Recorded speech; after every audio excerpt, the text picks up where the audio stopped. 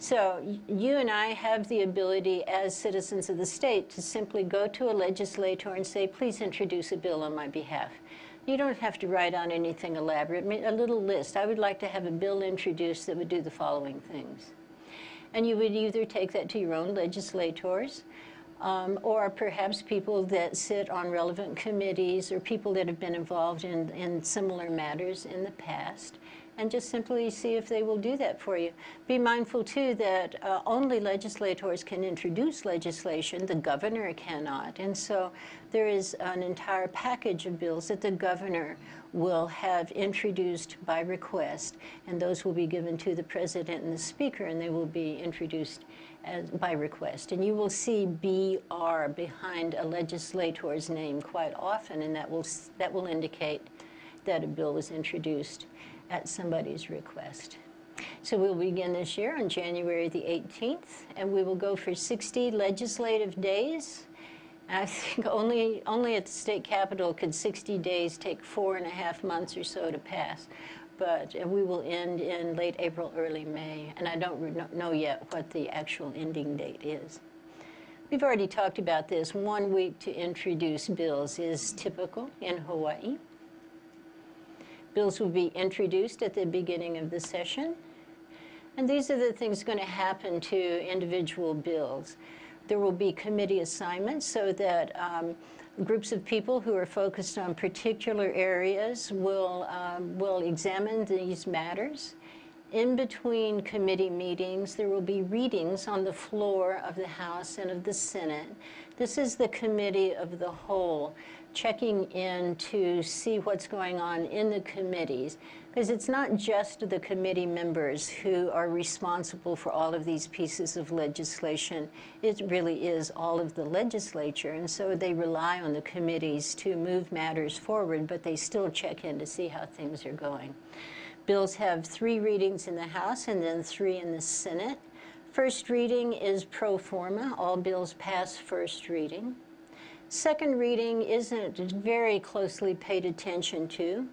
Third reading is very closely scrutinized. Only one set of wording of a bill will go to the governor for consideration, and then the governor has the opportunity either to sign a bill into law that comes to him, or to allow it to become law without his signature, or to veto it. Deadlines, we live by deadlines. So our bicycle bill would be introduced as House Bill 123, and if you're going to track legislation, you will only use the basic bill number. You won't track it by the redraft numbers, House Draft 1, Senate Draft 1, such. House Bill 123. The bill's title will not change. This is going to be called Relating to Transportation, and the subject matter has to comply with the title, so that if this bill is changed, it would still have to be a transportation matter. Now, it's different for resolutions. You can change the titles of resolutions. You can change the content of them. So with resolutions, it's much more of a free-for-all. Our bill is going to pass first reading, which means that all of the members of the House approve it, and it goes to get its committee assignments. Transportation will be its first committee, and that's very logical. It's clearly a transportation matter, and so this is its subject committee. There are clear safety implications, and so public safety is the logical next choice.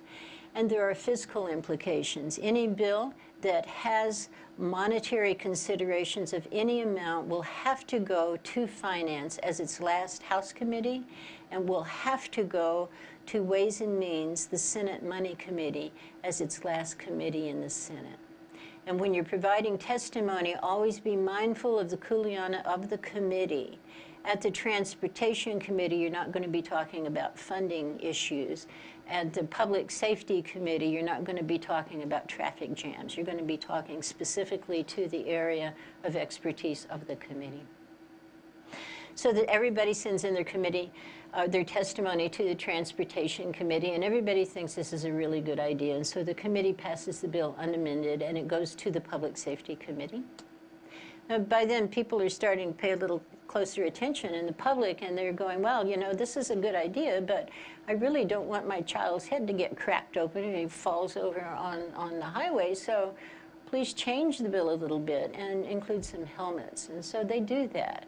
So now the bill has been changed. The original version of the bill goes by the wayside, just kind of sits down somewhere. And the new version, the House Draft 1, that includes the material about helmets, is the one that is moving forward then.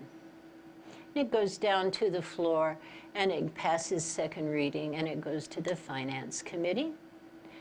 Finance then has to come up with a funding mechanism for this vast change that would take place, and so they add a $1 fee for every rider. This is now the House Draft 2 version, and that goes to the floor for approval. Deadlines are always how we live. Third reading is going to be happening on the floor of the House. We broadcast third reading, and so you will be able to see that either on your computers, and you would go to olelo.org, which is the Oahu equivalent of Nalea on this island. And then be mindful, too, that every step along the way, huge numbers of bills are falling by the wayside. And the chair of the committee holds enormous power and can simply decline to put a matter on an agenda, and the bill will not move forward. So one of the many ways that you have the opportunity as a citizen to affect outcomes at the Capitol is you can call the chair of the committee and say, please don't waste your time on this piece of legislation. It's junk. And you've got more important things to do. Or likewise, you could say, this is the best bill that has ever been, and please make sure that it moves forward. And so you can encourage these kinds of things all along the way. And I will say, if you have the chance to get to know either a legislator or the staff people, you're often really wise to get to know the staff people, because they do a lot of the work and they know where to find material in the office. So this bill is going to pass third reading, and then it goes to the Senate at crossover. The Senate committees, the Senate gets the bill, the House Draft 2, and so that's the version that crosses to the Senate.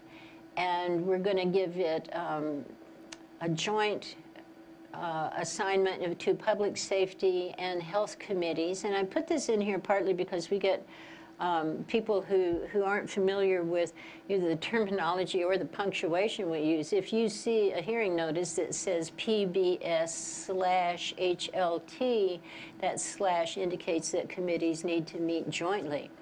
And you will see a lot of joint committee meetings because the calendar is so tight, and that's the way that they can get matters heard by numbers of people. Likewise, semicolons indicate committees meeting in sequence. So presuming this matter would pass the Public Safety and Health Committees, then it would go to Transportation, and then it would go to Ways and Means. This is not going to be a pretty thing. This is called a gut and replace, and it's about as beautiful as it sounds. The Public Safety and Health Committees get together and they decide that they don't like this bill at all, and so they pull out all of the language and they stick in language instead that says that bicycles are forbidden. Now, this complies with House and Senate rules because it still is clearly a transportation matter. So be mindful that just because your bill is alive doesn't mean it's doing what you want it to be doing. And we partly put this in here because we get lots and lots of students that come to our workshops, and we go into the colleges and universities and make presentations. You know, it's a lot more fun to go out and drink beer than it is to track legislation. And so just be mindful while you're drinking beer, your bill may be doing something you don't think it's supposed to be doing, so whatever. So, and maybe this bill gets in the news somehow, and citizens are all in an uproar, and they start flooding the next committee with testimony. And so the Transportation Committee on the Senate side, they do a gut and replace, and they go back to the earlier concept and tinker with it a bit more. And so we're back to bicycles being mandatory, but you got to be 18, you got to ride in the same direction of traffic. One thing that's really helpful to me for people to remember is we started out with a really good idea. We want to make traffic problems less of a problem. And so it was a good idea, but it's citizen input through the testimony process that is helping to reshape this good idea into good legislation. And the bill is becoming more nuanced and more carefully considered, and that's through that symbiotic relationship between legislators and citizens.